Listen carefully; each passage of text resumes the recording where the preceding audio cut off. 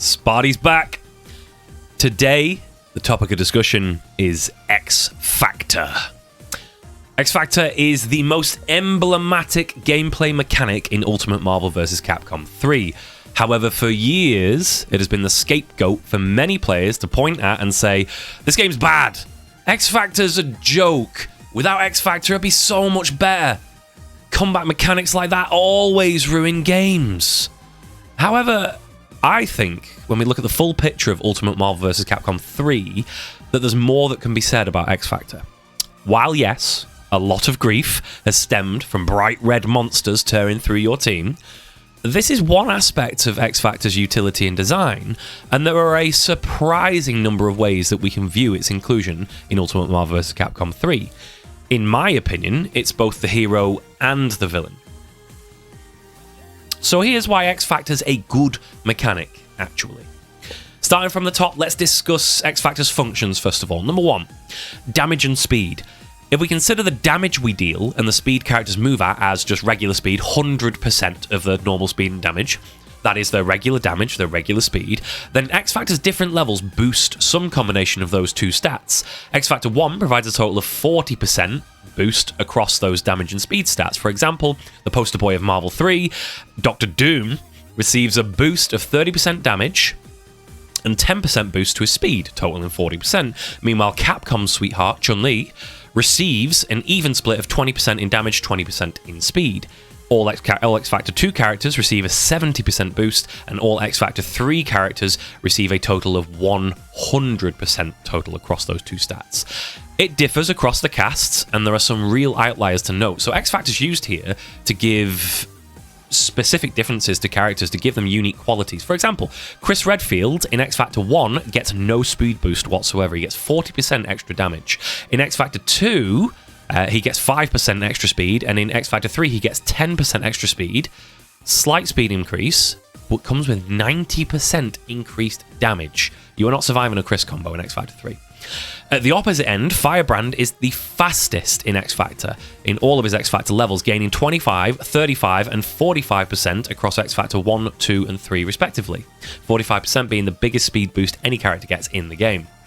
And then he can get his luminous body on top of that to go even faster. Some characters are all damage and no speed, like Hulk and Thor. They both in XFactor 3 get 100% damage boost and no speed boost whatsoever. So they are much better placed using their XFactor early on because they get no boost from it in XFactor 3. XFactor 1 for the damage is probably a much better choice for them. The only character to break these rules of 100% boost for XFactor 3, for example, is Dark Phoenix, who in XFactor 3 gets both 100% damage increase, but also gets the 45% speed boost that Firebrand enjoys. So she gets the most damage and the most speed at exactly the same time, whilst also having completely broken tools. Equal to the best in class for both stats, but she gets them both together at the same time. That's part of what makes her so broke.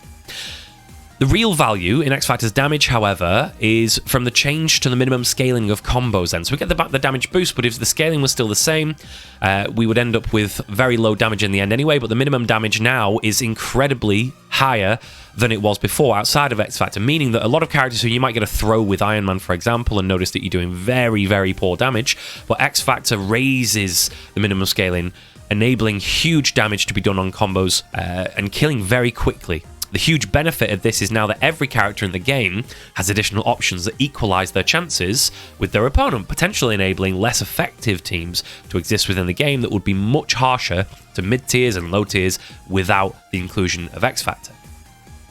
Second part. Makes new combo routes and conversions possible that build more meter, in part due to that damage increase, and enable the meter economy to work for teams even if they don't have Zero or Morrigan or Magneto on them. XFactor is capable of cancelling just about anything that isn't an animation. For example, a lot of level 3s you cannot cancel because they have an animation in them. By cancelling the recovery of some of your character's moves, you can open up hype new combo avenues, such as the classic Ricky Ortiz Wolverine instant overhead jump light, cancel into XFactor, and then fall with a medium for an overhead and a conversion that Wolverine wouldn't normally get. Or Dormammu, for example, converting his max range heavy dark hole into XFactor teleport for a full combo that he wouldn't normally get.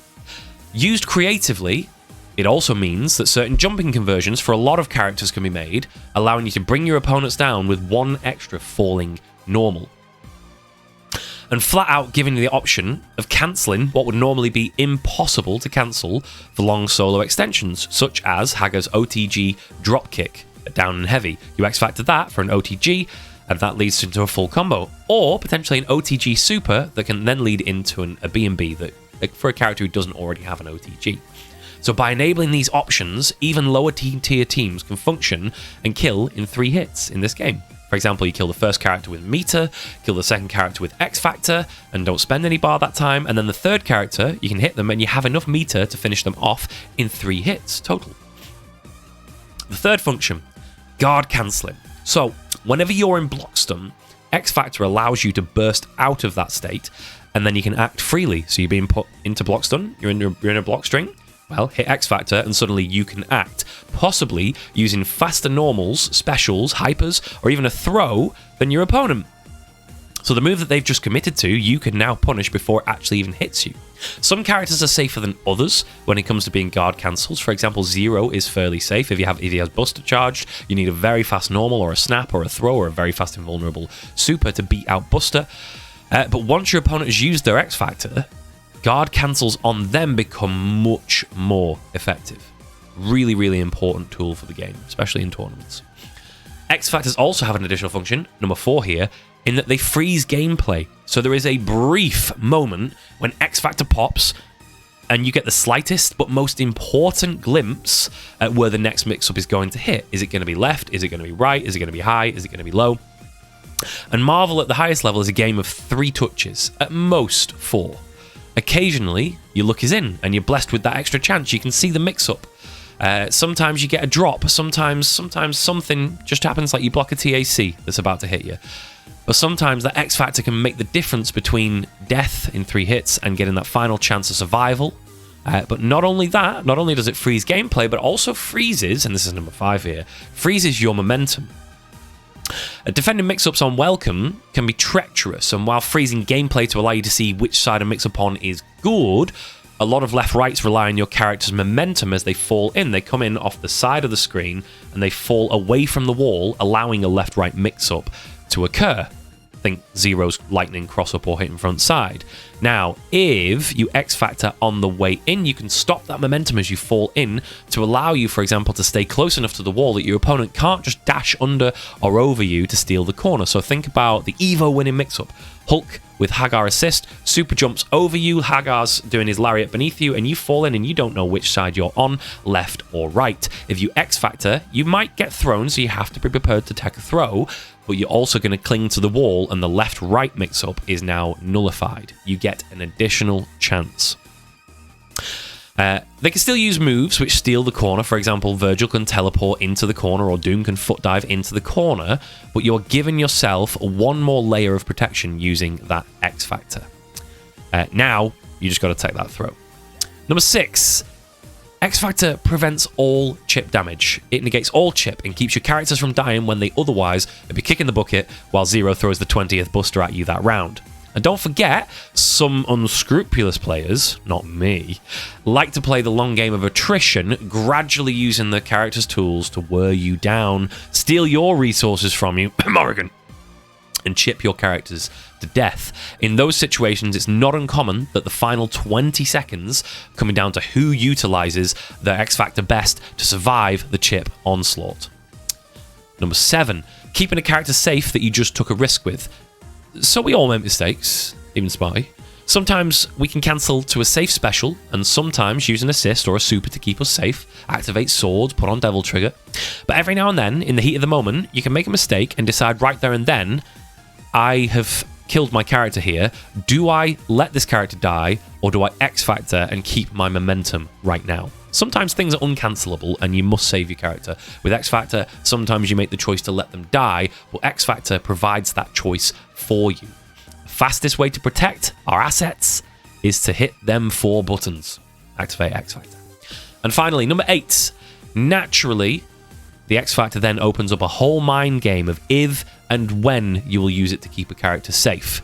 Sentinel is a prime example with XFactor in his drone super. So he will do a drone super, maybe DHCs into it or uses it in neutral. And if you've got a character that can super jump over those drones and then threaten from above with an air dash down into a punish, Sentinel may XFactor and save his character and block, or XFactor and then use an armored button potentially. However, if you attempt to punish, you may get punished yourself by Sentinel XFactoring, jump grabbing you, XFactoring, hitting you with a big S with armor on it. It can be a dangerous situation to even try and punish. There's a mind game there, and XFactor opens up that mind game. XFactor opens up that and many other types of mind games. Do you XFactor at a certain point every time when your character comes in? Well, one time, will you get away with no XFactor in there because your opponent's waiting for that XFactor so they don't act? There are mind games that can be played with this. XFactor is a tool that you are free to choose when to use. You are not forced that, you don't have to use that with your third character. You don't have to use it in the exact same time every time, and varying that is a mix-up in and of itself, just a little bit of a mind game that you're playing with your opponent. So I've listed 8 functions there of XFactor. Remember, this is one tool that you have here, used in 8 different ways. There's probably more that we could get really nitty-gritty about, but there's a design here that we should look at next. So, the design of XFactor. On top of those functions, we can also consider its design. And this game was built around XFactor. So on top of what XFactor is, it's just simple. There are 2 huge, bright red, lightning-cloaked, pulsing X's at the end of both players' life bars. They surround the timer. They are screaming at the viewer that at any moment, chaos could ensue. There are 2 Chekhov guns in every game, 2 triggers waiting to be pulled at any moment before the match explodes into hectic, violent glory.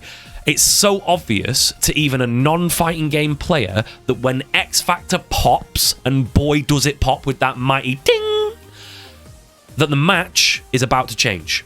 Whatever speed and pace the match was going at before, we've just hit the nitrous oxide and we're shifting up into top gear. It's a visual feast. It's the moment in every game. All that function, all those ways it can be used endlessly creatively and with genius applications for it, all that emphasis within the game that this is the mechanic, and you can pop it with just one input. It's the simplest possible thing. In a game that's got so much going on, this mechanic XFactor is simple to understand, it's simple to use, and it's simple to enjoy. It feels damned good to press. Hitting 4 buttons has never felt so satisfying before or after Marvel vs. Capcom 3. It can be completely redundant or exceedingly broke. It depends on the user, their imagination, and their timing. Do you use it early? If it's needed to kill Morrigan, should you? It's a gamble. But can you afford to let her live? What about their anchor though? You could snap them in, you could save XFactor to block one more mix-up, or XFactor guard cancel, punish their unsafe string, turn the tide of the set. Sometimes one player is so exceedingly good with a character that has never given you even a hint of trouble before, that, well, you got a throw on them, did you? Well, ping, XFactor. XFactor that and make him disappear. That's a trouble character. Get rid. And that's Marvel. That's why XFactor is a fantastic mechanic. A double-edged sword, yes. It does enable the strongest in the game to go stronger, to go dark. But ultimately, XFactor is one feature that can be applied in a dozen different ways. In every game, it will be applied differently. It perfectly aligns with the entirety of UMvC3's overarching philosophy to give you, the player, freedom. And we, the viewers, casual or otherwise, excitement beyond that of other fighting games. Guys, I've been Sparty, fellow XFactor enjoyers out there. If you like this content, please leave me a like. Helps YouTube figure out what's good and what's not. Subscribe if you're not already subscribed. Let me know down below in the comments. Do you think, after watching this video, that XFactor is a good mechanic? Is it as exciting as I make it out to be, or am I just full of it? Is Sparty just making up stuff on the spot again? Who knows? I'll leave that one up to you. But otherwise, it's been good. Catch you next time. Peace.